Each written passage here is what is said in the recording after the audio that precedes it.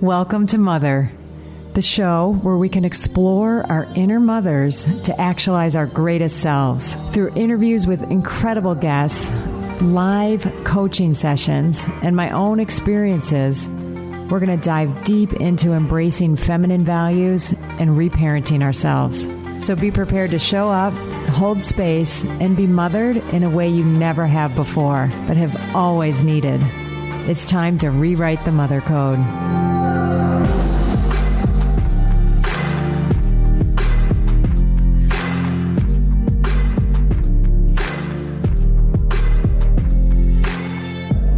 Well, hello and welcome to Mother, Rewriting the Mother Code with me, Dr. Gertrude Lyons. And I'm excited for many reasons to have this guest on today.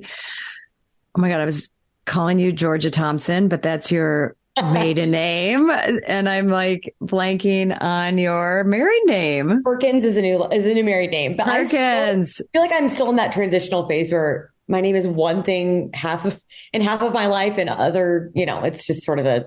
All right. Georgia Thompson Perkins. Yay. There we go. Yes. So welcome. So glad to have you. Thank you. I'm super excited to be here and chat with you. And there's so much to learn from you. So I'm excited just to hear from you too. Yeah, we're going to have some fun. And I'll start just by sharing, one, how I know Georgia, and then two, a little bit about her, but we're all way more interested to hear her talk about her and you and your journey and all that good stuff. So, super excited because Georgia was a classmate of Morgan, our daughter at Wake Forest University. And, that's where I first met you. That's where the two of you came together and have had just a wonderful friendship. And most recently, I saw you just a few weeks ago in Zihuatanejo at their wedding. So exciting. I'm still not over how fun it was. It just was the most amazing, magical wedding. But yeah, Morgan was actually like the very first friend that I met at Wake. We lived on the same floor, maybe 4 rooms down or something like that. Oh, I didn't remember that. She was seriously one of the first people that I met at school. Oh my gosh. Yeah. Her roommate freshman year became really good friends with my roommate. So it sort of just worked out that the 4 of us obviously got along really well, but it was great. And so, yeah, Morgan has just continued to be such a supportive and awesome friend in my life. And she's one of those people that, we can go for chunks of time without catching up. Mm-hmm. And then when we're with each other, it's like nothing has passed. She's one of those friends that it's always very comfortable and very easy. And I appreciate that so much. It doesn't require a lot of maintenance, even though obviously friendships should have some maintenance, but she just makes it so, she's always there, very much a constant sort of present force in my life, which is great. Well, that I know it goes both ways. So I love that you two have stayed so close because you were in different sororities, and sometimes, that can just, end things, but it didn't because the bond was too strong. It was always better, in some ways it's fun to have some of a different circle too. It almost, totally. Sometimes can make it even stronger if you continue to keep in touch and whatnot. But anyways, she's the best. I love Morgan. Well, thank you. I do too. Mutual love Morgan. But we're here, and not that things about, friendships can't weave their way in, because it's part of, I think, the whole picture of you and what you're doing. But it's been so fun to watch you build your brand and build. So let me just tell you a couple things, and then I'll have you share like your journey of how you're doing what you're doing. So Georgia is an integrative nutrition health coach, health and wellness blogger, content creator, freelance writer, recipe developer, and very dedicated to helping others create healthy, balanced lives. In her holistic health coaching practice, clients can expect to transform their relationship with food and exercise, implement and maintain wellness habits, and cultivate a healthy, happy, and balanced life in mind, body, and spirit.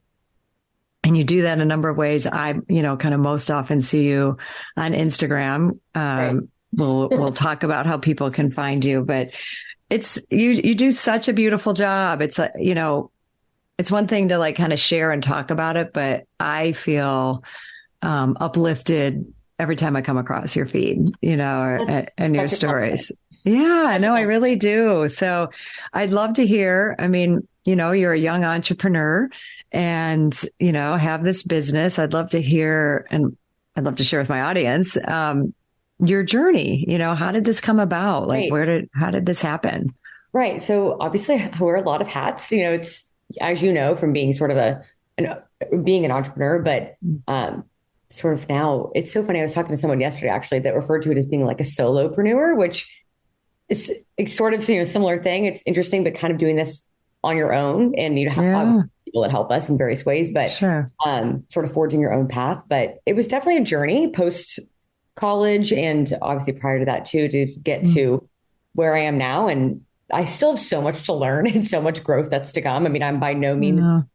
an expert, and that's just, I guess, everyone in life is continuing to grow and evolve. But so after Wake Forest graduated, Hmm. I moved to Austin, and I actually worked for an IT staffing and recruiting company, Oh, which was okay.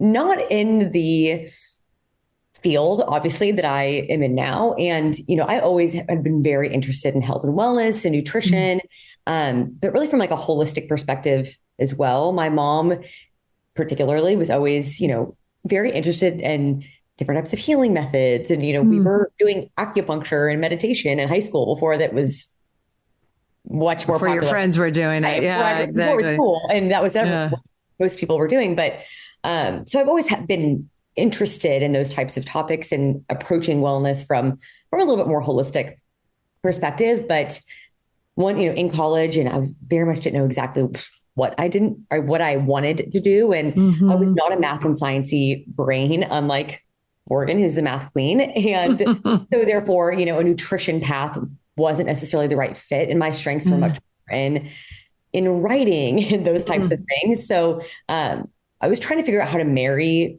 my interest and passion for wellness with what my skill set really was. So Yeah. that took a little bit of time to figure that out. But once I was in that corporate job out of school, very quickly learned that I had to be doing something that was just more in the vein of what really brought me joy and what Sure. interested in.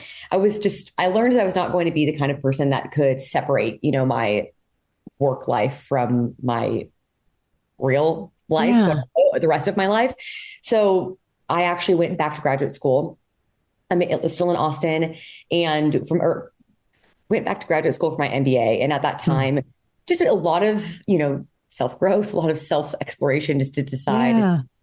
what direction do I want to go in. And at that point, I really thought that getting, a master's degree and things like that would be like, that's the extra experience that I need to make Mm. myself a more appealing candidate to a place like Whole Foods or any of these big health and wellness companies that were based in Austin. But through my journey in graduate school and at that same time starting my blog and my Instagram and doing things for fun solely because I was really craving a creative outlet and something that brought me joy in a time of my life that I was not experiencing much of that. Yeah.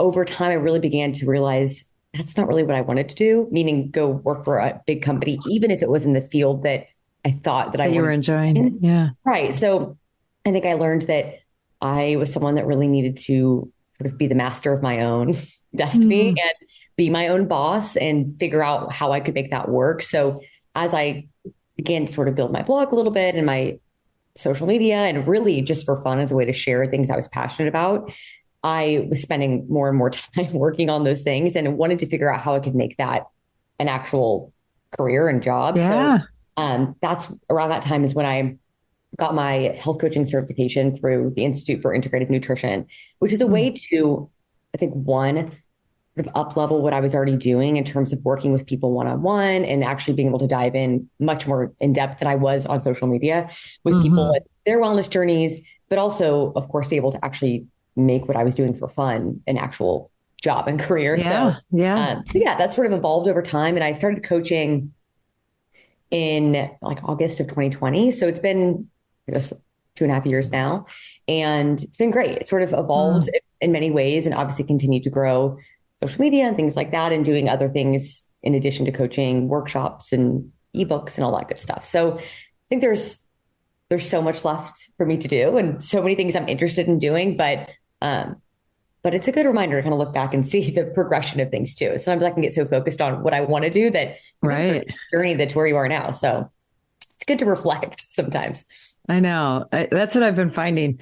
I just had a guest on recently, and she's like, yeah, hadn't really put some of these pieces together before. So, I love that until we're kind of sitting down talking about it. And it's our narrative. And we kind of get so busy doing the thing, that we're doing. Right. We don't sometimes stop and like, oh, that's how this came to be. And this is where this led me. And, right. And, so one quick question, did you finish the MBA or did you decide that this was? So I actually did not. And that was another sort of pivotal moment. But that was probably a big deal of figuring out, first of all, just being someone who's always been a very high achiever and done really well in school. And it wasn't that I was incapable of completing the program, but my life and my interest sort of took a turn, and I had to make the decision of, is this really worth my time and energy? And would I rather put my energetic resources and otherwise, into starting my own business? And that's actually what I did. So I actually didn't end up completing the program, which at that moment in time, again, seemed like this big catastrophic failure and decision. And it's so funny, looking back, I'm like, gosh, I never even think about it much anymore. You sort of grow, and it's just funny. In the moment, those things seem so catastrophic, similar to, quitting my job out of school. I think that in that moment, it felt like the world was truly coming to a standstill. But all those sort of tough decisions I had to make, I think what led me into what I do now. And I'm actually really grateful, because I think if I hadn't gone back to school just to dabble in that and see if that's what I wanted to do, I would have never really had that opportunity to, one, have the time to kind of do my blog on the side and things like that, but also understand that that's really what I didn't want to do, And so I think that's always, sometimes it's just as valuable to figure out what you don't want to do as figuring out what you do want to do. No, absolutely. And what I love what you're sharing, Georgia, and this is like the kind of mindset that, I coach and want to work with women that I'm working with around, questioning, thinking critically about like what we're supposed to do. Right. And, yes, I focus it often on, in the kind of lane of mothering, but it's general. It's like everywhere, right? This is universal. And, so I love that you're having these experiences and recognizing, that, these were going against the what you're supposed to do, right? Come out of college, you get that job, you stay, you stay in that job, and that's, yes, of course, get an MBA because that's the answer to everything, right? That'll solve all my problems. And it didn't, No, but that you let yourself, so there was something going on with you that was allowing these voices to be loud enough to act on them. What do you think that was, for you? How did, because not everybody will make that choice, even though they feel that way. Well, I think there's a lot of factors. I think, actually sort of a side note, but yesterday I actually did a human design chart reading with a girl who's very well versed in human design, which I never know that much about. No, but I'm just I feel like all these conversations are happening. It's kind of crazy that you're learning a lot about obviously what your type is and how it's just how you are as a human, kind of how you're constructed. But so I think going off of that, maybe I've been doing a lot of thinking about this in the past 24 hours. But I do think innately I've always been someone who really does have a gut feeling about a lot of things. And the times where I felt the most unhappy or frustrated or overwhelmed or whatever it is, it's typically when, I'm not being true to what really feels in alignment, I guess, with what's right for me. So honoring that gut feeling is something that I feel like I'm learning to do more and more over time. And now looking back, I can see these experiences and these kind of challenges I had to overcome out of school and getting into what I do now. I always, knew deep down what was right, but think that there's a lot of fighting against, to your point, what you feel like you should be doing. And you think other people are going to think about you doing something that's a little bit different than everyone else your age, like that. So I think when I'm honoring what's right for me and what's, again, sort of feels aligned, that's always the right answer, but it's quieting the external noise and pressures that can get in the way. But that's something I'm getting better at. But of course, in addition to that, I think just having the support of my parents and my now husband, Sam, and all of the different people in my community, friends, et cetera, has been super important too. And the people that care about me the most and love me the most have been the most supportive throughout this sort of career, personal development journey. And so it's been also kind of an eye-opening experience of, who's really supportive of you, regardless of what you're doing. And so probably a lot of different factors as to what helps me make those decisions. No, but they're all important factors, right? And the last one you named, the people that are surrounding me, are they uplifting me? Are they, and it doesn't mean people can't ask questions, or help you think about it, but that's different than, oh, you can't do that. That's too big of a risk, or, you gotta get that MBA and then you could do something like this, or, just anything like that. But, having the support of friends and family is huge. Right. And then sometimes we need external coaching in addition, that just kind of helps us in a whole different way.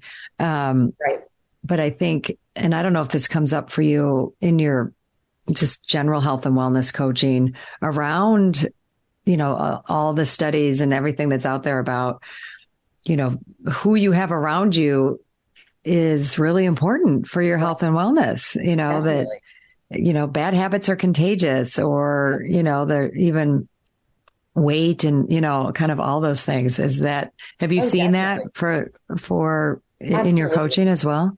For sure. I think in general, that's just so true, but particularly sort of the age group that tends to be my clients, it's usually early 20s to early 30s. So I mean, it's a little bit of a span, but obviously that period in your life where I'm in that span as well, it's a very transformative time of your life. And it's, also a very stressful time of your life. You're figuring out a lot. And, so there's a lot that we dive into with, obviously every client's different, but I think especially my clients that gear towards the younger end of that spectrum, I think they're stress related to what their peers think and what their friends are doing. And I don't really want to do that, but I'm trying to fit in and things like that. Or I feel like this is what I need to be doing with my career, social life, whatever, is huge. And so I totally agree. And even bringing it back to my own experience and my conversation yesterday about human design, now coming up and everything, but certain people I think are much more impacted by external, just forces, people, whatever that is. And I guess I've learned from my human design chart that I'm someone that absorbs a lot of other people's energy versus creating emotions within myself. So I absorb other people's emotions more than the other. So, which is interesting, but it's the idea of being an empath. And so being mindful of the kind of people that you surround yourself with, and finding ways to kind of protect yourself at the same time, but also, creating an environment that is supportive. And to your point, that doesn't always have to be a false sense of positivity all the time. Right. It can be constructive, but people that have your best interest at heart is really the main goal, of course. Right. And, I think that's such a big factor that we, because, and you tell me, you can obviously correct me, in this assumption, but I feel like a lot of people kind of come, into I'm going to see a health and wellness coach, or, I need to get healthy, that it's going to be all about diet and exercise. Right. And 100%. And those are a factor, but, we forget what impacts, and the emotional aspect of our eating patterns and, and the, and even, exercise in that. So I'm sure you've seen some of that. What do you, most often when I am having a consultation with a potential new client, their main list of health concerns most often all surround losing weight, food, exercise routines, things like that, which not that those things are a negative aspect of health, they are important. And for, in some cases, all those things are big factors of how we can improve that person's overall wellness. But, a big sort of defining factor, I feel like, of what the kind of health coaching that I practice versus, if you're just solely focused on nutrition, is that sort of holistic element. And I always try to make sure I emphasize this in my consultations as well, is that, when you look at holistic, quote unquote, health, people think it might, we're looking at it from a more integrative perspective. It's using traditional Chinese medicine elements and Ayurvedic medicine and herbs and et cetera, which I'm all about. I love all of the above, but Sure. I think in this case, what we're really referring to is like a quote, like whole person approach towards wellness. And to your point, that is so much more multifaceted than just diet and exercise. And so we actually break it down, as like an integrative nutrition health coach. We're sort of taught to use these two concepts of primary food and secondary food, which I really like, and I use it often. And so secondary food is what we refer to as diet nutrition. So from a secondary food perspective, with a client, we'll set goals, and maybe it's, creating more balanced meals, or it's learning how to meal prep for work or whatever.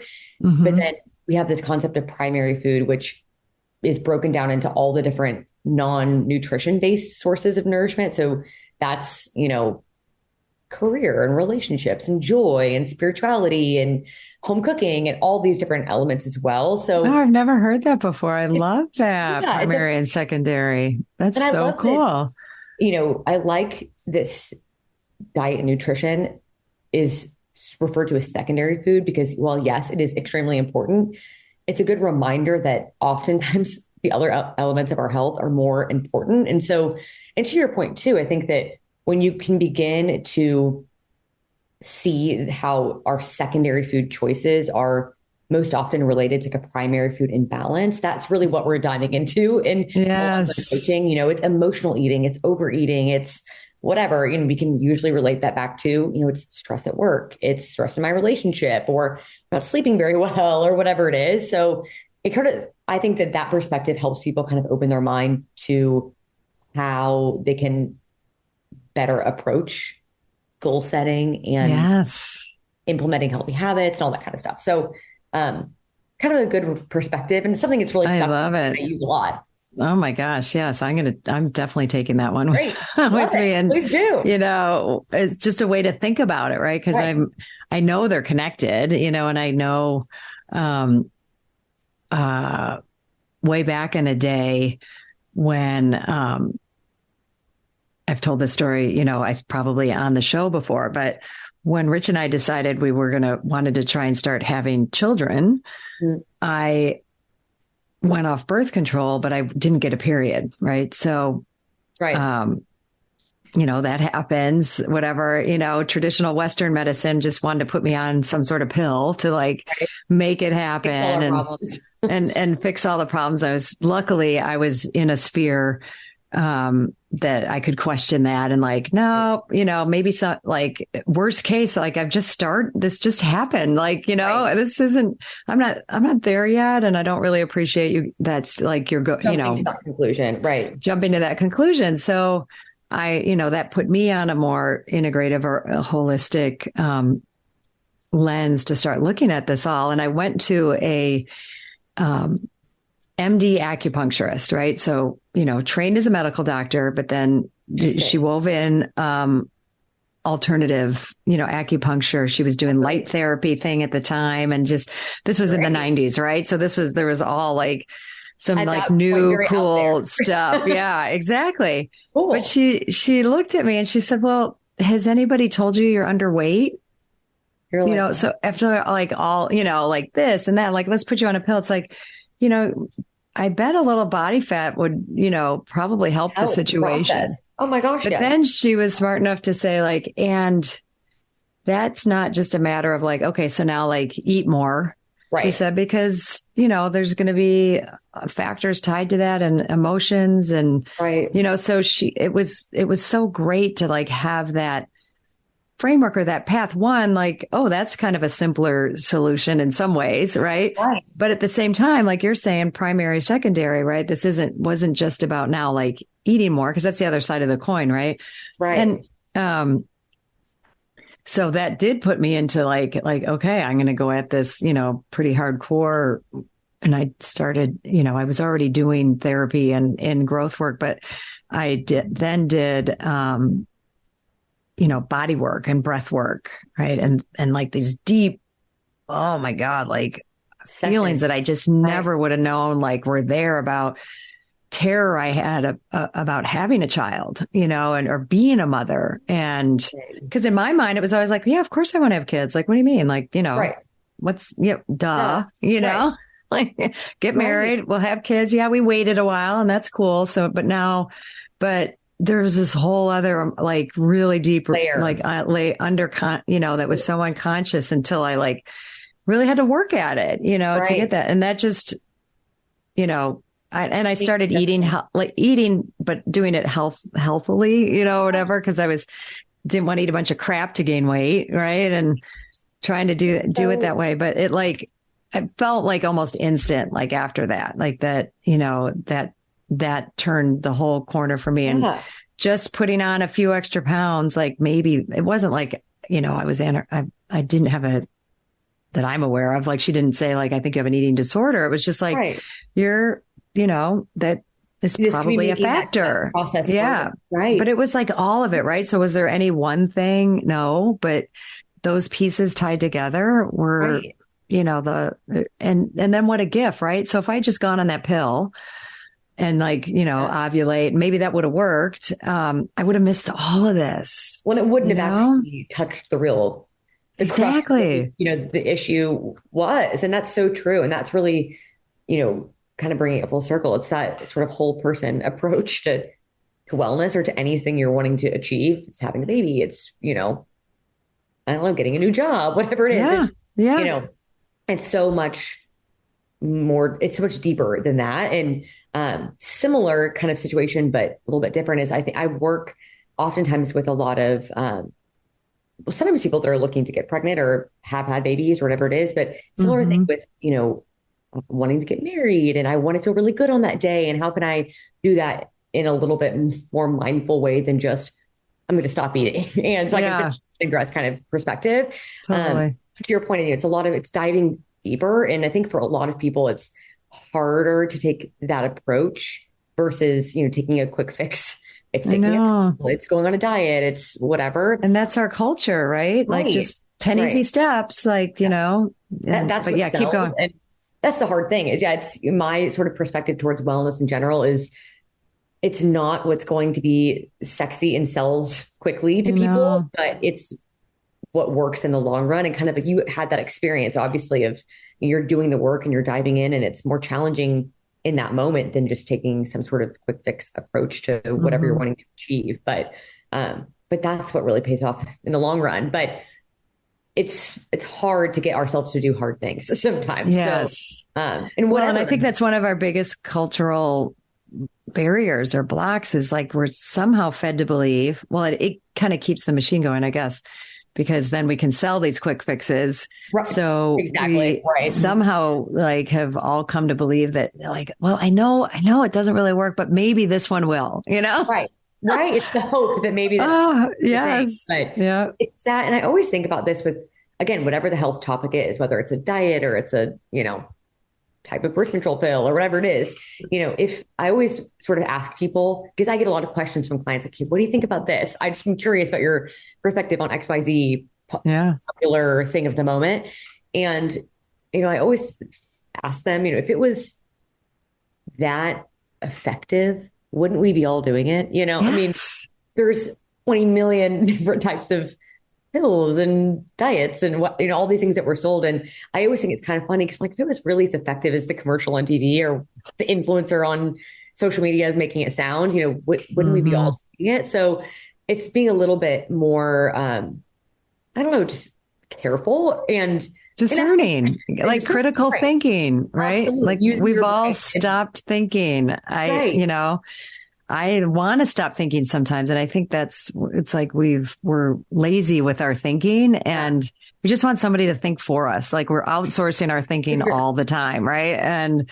And back to what we were saying at the beginning, where you're providing, nourishment to that intuitive voice, right? Like you're testing it. You're like, oh, I'm going to try this. Okay. That worked. Like, and that gives me the impetus to try it again, and those were hard decisions. Right. And I don't know if you felt this way, but sometimes I want somebody to just tell me, like, should I quit my MBA and start this business or not? Right. Is it going to be okay? Right. Right. Is it going to work out? Right. And it's wanting permission too. And I think at that stage, and, especially when you're kind of right out of school, you still feel like a kid in so many ways. You're almost looking to your parents to be like, is it okay if I do this? And, they're like, it's your life. We support you and we're here to help however we can, but you're the one that has to make this decision and live with the consequences, positive and negative. So it was definitely, I think that experience, sort of bringing it back, was very pivotal, and that I just kind of felt like an adult for the first time. I'm like, I have support. Everyone's for me, but no one's going to, to do this for me. Like, I have to be the one that makes these hard decisions and puts in the work to make whatever I decide to do work for me, So it's a challenge for sure, but intuitive voice is always right. It's just, you have to kind of trust it, which is hard. Hi, I'm so excited to share with you my 2024 Spring Equinox Self-Mothering Retreat that's happening this March 2024. And I would love for you not only to consider it, but to attend. But in considering it, hey, just knowing that you would be leaving cold weather, if that's the space that you're in, and coming down to just magnificently beautiful, warm, nourishing place of Zihuatanejo, Mexico. Zihuatanejo meaning land of the goddess women, and coming to really take time for yourself. Okay. And that, I am learning more and more, isn't just a nice thing to do or something extravagant or something selfish. It's essential. And I really want you to take it seriously, to consider, just think about, what would it take for me to go? It's a 5.5-day retreat. Getting from where you are, getting there, landing there, and then being in a space that is all about you. It's all about nourishing you. It's all about tuning into you, using everything around us, the nature, the food, the beautiful people, the rituals, ceremonies. I bring it, we really bring it. And we go deeper and deeper as the days go on, and we release, we let go, we bring in what is nourishing, what is empowering, what is that space of just really divine feminine energy. And we do it in the community of women. It's not for everyone. I will be honest, if the idea of leaving and not making it work, or it's just too hard, not for you. If the idea of, spending that amount of time inwardly focused and going to that level of self-awareness doesn't sound like something you're willing to do or put the time and energy into, then it's not for you. And it's good to know that, right? So this is for people who are serious about what it means to mother themselves, what it means to take time for ourselves, and that gift, and what that gift can bring to us. It was originally right after my fall retreat. It filled right up. But now some people, it turns out, are not able to come. So I do have a handful of openings. And if you're listening to this and you're willing to take that step, please reach out to me. We can do a discovery call, or you can put a deposit down. I would love that. And you can do that by going to my website, www.drgertrudelyons.com. Go to events, and there you go. It'll all be there. There's a beautiful page there for you to explore. I look forward to hearing from you and then seeing you on my spring retreat.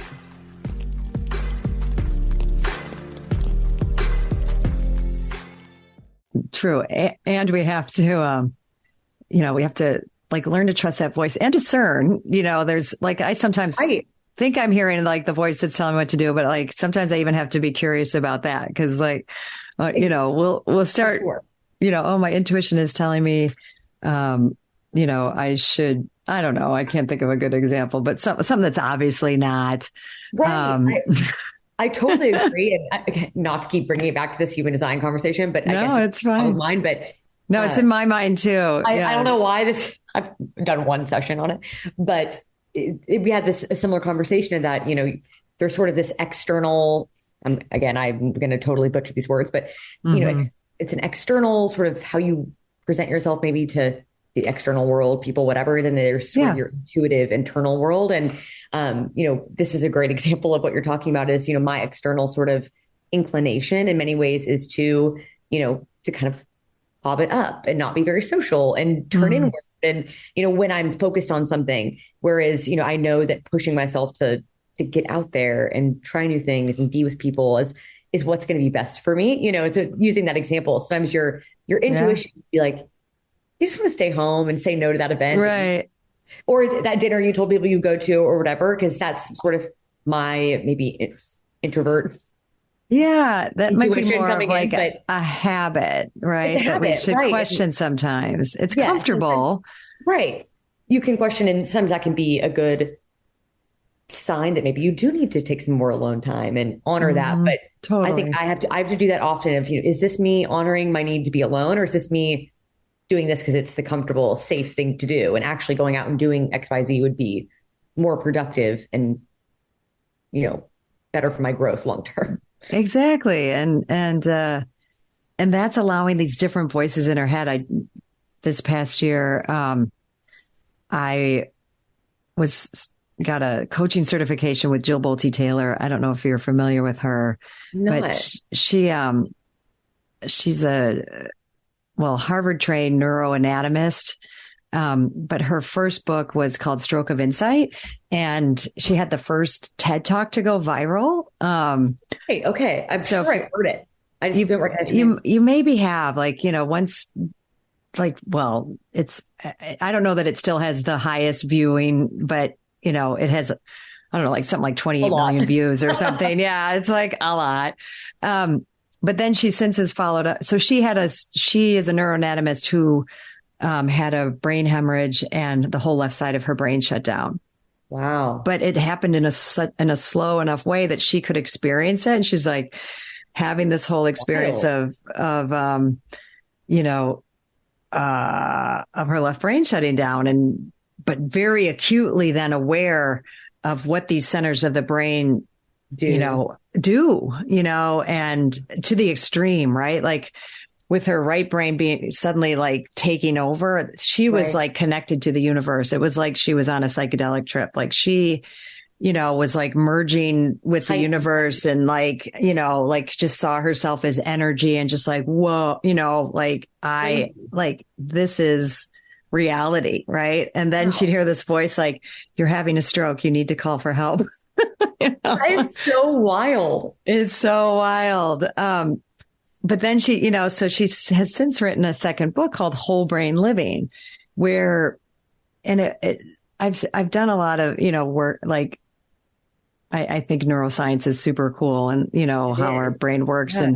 And, there's been a lot of debate and this and that, left side, right side. And it's more nuanced than sometimes, we say, but at the same time, it's not, it's just, the left side is that more concrete, logical, right? But there's a thinking side of our left brain and a feeling side. And it's that feeling side that we're kind of talking about that is based on our memory. It's kind of where we get some of those it's just nicer to stay home and safe and, comfort. Exactly. But that can also be the naysayer voice or the voice that's and kind of has holds us back, right? And here, whereas the two sides of the right brain, one of them is that more you're a child of the universe, you're loved, all is well, it's more be in the moment, present moment. And then this feeling side is much more, she assigns characters to them, like that Tigger kind of let's go, let's do it. Let's, energize her, let's be in the moment. Yeah. Let's, but that one unchecked can be impulsive. So all of this to say, in that voice that just wants to keep me safe and small, I have to, we just don't want it to have the microphone, when we can hear from these other areas, well, what do you think? Well, what do you think? You still may decide to stay home, but you've given it more airtime from these other areas. No, it'd be really fun. Let's, let's go. And, who knows what we'll meet, and that's okay. We don't know what's going to happen, but, that sort of thing. And the other thinking side might like plan it out. All right, well, maybe you set a time that you're going to end and come home, and that'll give you some security. Yeah. Yeah. Right. And the other one's just like, yes, go like connect and, be with people. Be free. Right. But it's such neuroscience can kind of scare some people like, oh my God, that sounds so scientific, but she does such a great job, like laying out that structure that it just gives your brain like a way, and it's science, but it's also like both logical and, kind of out there, but it's your brain, right? This isn't. Well, it helps you understand too. I think it's almost sort of justifies and, not solidifies is the right word, but helps you maybe better understand why you feel the way you feel, which I think any of these approaches, whether it's looking at it from a neuroscience perspective or any of these other sort of, energy healing perspectives, or human design, or any of these different things. I think I love learning about a lot of different, I guess, perspectives, because in many ways they're sort of saying the same thing, and better understanding why you make decisions the way you are, and kind of helping you understand yourself better, which it can be sort of overwhelming, like you said, but it's fascinating. In a lot of ways, it makes you almost feel justified in the way that you are, and sort of embracing the way that you feel about things, and helps you also kind of fight the negative aspects of it too. And you can identify, when I'm in a bad headspace, this is how I feel, or whatever, or that part of my brain has too much airtime, like you said. Right. It's just to know that there's tools, and that I think, and I imagine this comes up for you, but the point a lot of times in all of it that I want to get across is that we have choice, and, and there's consequences to any choice that we make. There's going to be a loss of some sort, or like this or that we don't have to obviously there are life and death type choices, but for the most part, the ones we're talking about, aren't that, although our brain might try and tell us that they are, because that happens, choice it's human, it's beautiful. And that's the other thing she said, because some people are like, why don't you just decide to stay in that blissful state? And, because it was 8 years to get her brain like back, working.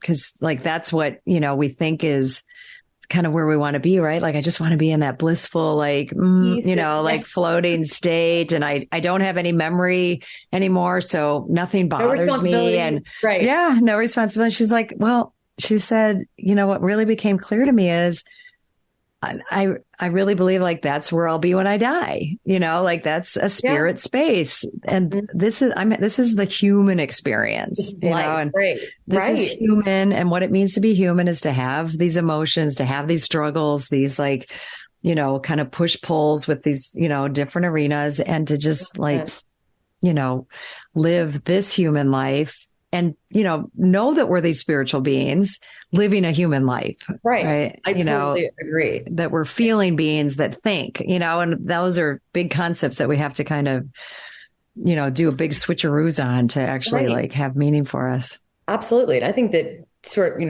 kind of from her experience too. And if you live all the time in that happy, free state, it's almost like if you're on vacation all the time, then there's nothing to compare it to.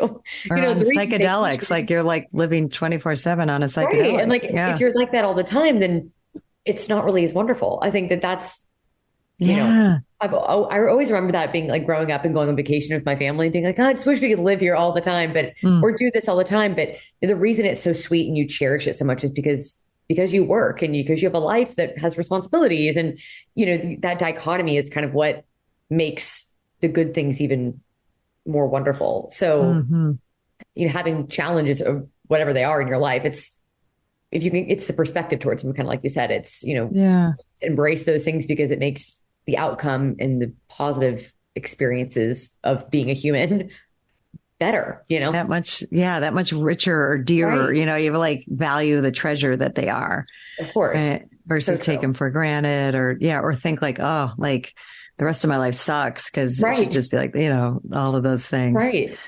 I agree. Well, I love this. And we're like kind of in this bigger arena of health and wellness. But I have this question because I love this conversation. I love that you're, 26, having, and it's kind of when I started my growth journey. So it's, like, but like in this day and age, like I didn't have social media. I didn't have, this, and it was hard. I thought it was pretty hard then to think for myself and, Right. And have all these cultural rules. Like now it's like, it's, so Harder. in your face. Like, is that come in as a part of like your coaching or, like how you work or like just to help For women sure. or people? Social media it's such a double-edged sword in so many ways. Right. I know. In so many ways, it's allowed me to have the business that I have. Yes. I can reach people all over the place. I can share things that reach people in a, larger, more vast way. Mm-hmm. And it has provided me, a platform to do what I do and things like that. And so I can never say, I hate social media and it's terrible because it's in a lot of ways sort of the bedrock of what I do. But I think that you have to be so mindful of its impact, and it has an impact regardless, and it can be positive, it can be negative. It's probably a mixture of both. Mm-hmm. But I think going into what I do now, I use social media prior to using it for work, just as much as the average person, never all that much really personally. But, I think because of that, when I went into using it for a job, I've always perceived it as, it's a job. And so I want to treat it in a professional manner. Mm-hmm. And at the same time, also make it fun and embrace the positive aspects of it. And there definitely are times where I'm feeling like I'm on it too much, or you're seeing a lot of negative things and it's impacting you or influencing you in some way doesn't make you feel good. And in those moments, I feel like I try to do a good job of identifying that and taking some time away from it if needed. But a lot of times with clients, I think it's a huge thing that comes up, and a lot of mindless scrolling before bed that we have to work on and those types of things. And then that feeling bad about yourself because even though we all know like people use filters and change photographs and the famous people out there that look so perfect, like aren't perfect, but our mind just doesn't get, it's like, it's hard. that, but it's hard to know it, but you still feel like you should impact you on a subconscious level, or something else. And I totally agree. And something that I've heard this many times amongst people that are in a similar sort of creator community that I'm in, I guess, say that when you're feeling it's comparison to other people, or it's this constant need to produce, create content, whatever, it's sort of shifting the focus to creating over consuming. Mm-hmm. And I think that's always something I really come back to, especially when I'm feeling just kind of icky about it, or like I'm comparing myself or I'm not doing enough or whatever it is. And especially over the past couple of years, I think I've become better overall at consuming content much less frequently. I don't sit there and scroll much. I don't, just consume content because I'm already enough. I don't have time for it, but I think it makes me a much more mindful and sort of inspired creator when I'm creating from, what I want to do versus and what you want to see and what would be nourishing to you. Like, right. And that's really shifted, I think, my perspective. Nice. And, you do have to kind of be in it to a certain extent and kind of understand what's going on in the world of health and wellness on social media. Right. But you can go down such a deep rabbit hole of what everyone else is doing and creating and sharing and thinking and whatever, that I know to just sort of pull myself back and focus more on what do I want to create and put out there versus doing what everyone else is putting out there. So I love that. No, that's really exactly. And I think everything we're talking about is connected, like with the mindful and the awareness. And it's one of the things, that I enjoy when I see your content is it feels mindful and beautiful, right? Like, it's like, I think what's neat about it is, because I was thinking, even like, I don't know who takes the pictures of your food, but if that's you, that's me. That's not easy. No, it's really good because it's, I've talked to people and it's a skill, like it is just figuring it out as I go, but well, I hope you can fully take in my compliment. Thank you. I appreciate it. It really is. I really appreciate it because I know, like, just trying to get a good shot of something is like not easy, and a real shot, and this, people take food shots all the time, but like this is the message I feel like, that you're doing a good job putting out there is like healthy food is beautiful, is yummy. Right. It's like, I want, I'm always like, oh God, I really want to make that. Or I do feel a little bad sometimes, like, oh, I not bad, but it's like, oh, I haven't taken the time to like make one of those recipes, whatever. Like they're so good. Yeah, they're so good. Kind. Thank you. Well, and just, you can tell you're enjoying it. You can tell like this is, how you're living and you're sharing it, with others. So I think, and I'm saying that like, one, because I, want to support you and have you do well, but two, it's the truth. And three, I think that's the message, right? Like when you've taken these risks, you've, kind of gone off on a not so known path. Right. And, it could just be this, like, how do I how do I do it? But you're doing it because it's what you would enjoy. And it's like you're including us in your life. And I think that's lovely.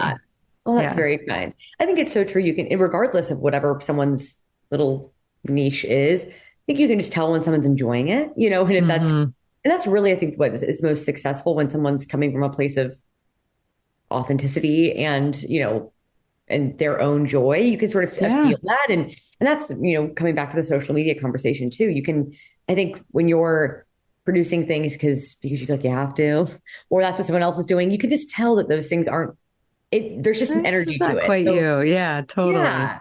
So I think it's always something to keep in mind when you're creating anything. When you're creating, when you're consuming, either one. Right? Yeah. Yeah, absolutely. But I'd love for people to know you have a lot of beautiful offerings. How can people reach you? You do health coaching, obviously, but you also have programs and blogs and little pieces of content that you can purchase. So lots of good stuff. So how do people find you? How can they work with you? Right. So obviously I am a health coach. So working with me one-on-one, on my website, which is goodnesswithg.com, there's a whole page all about health coaching and kind of what those offerings look like. And also on my website, I have a whole little tab that has a ton of workshops. And I try to lead what I call them wellness workshops. I try to do one a month. It's been a little crazy the past couple of months with moving, but we're going to get back to it. And I have all those recorded workshops on my site. Right. Back. I do a Wellness Wednesday email. So you can also, there's a little link on my website and in my Instagram to get those weekly emails. It's about a random variety of different health topics, et cetera, recipes. Obviously, my website has tons of all my recipes. They're all there. And then my social media, Instagram is Goodness with G as well, across all, I guess, platforms. And those are kind of the main things that are coming up right now. I totally invite and encourage, everybody listening to go check you out and follow you and, just be inspired. I feel nourished even, in the watching and doing of it. You're like so kind. It's yes. So just in that is nourishing, and it will be fun to make one sometime. Okay. So last question, that I always end my show with is, what does rewriting the mother code mean to you? I love that question. I feel like everyone probably has a great different answer for it. I think they sort do. of full circle with this conversation, and it's something I've been thinking about a lot, even just within my own business, is sort of redefining what success looks like to me. Yeah. And it's something I actually got that tip from the therapist I work with. And she was, last year when I was sort of struggling with what I feel like I need to be doing in my business and what everyone else is doing to be successful. And, she gets to me, you need to, how can you sort of redefine what your version of success looks like? And maybe that's different than someone else. And in this sort of whole conversation, it's sort of bringing it full circle into just what I do in general. And that could be applied to motherhood, to being a business owner, to whatever. It's okay if your version of success doesn't look like everyone else's, or what you feel like is necessary to be a successful business owner or mom or whatever.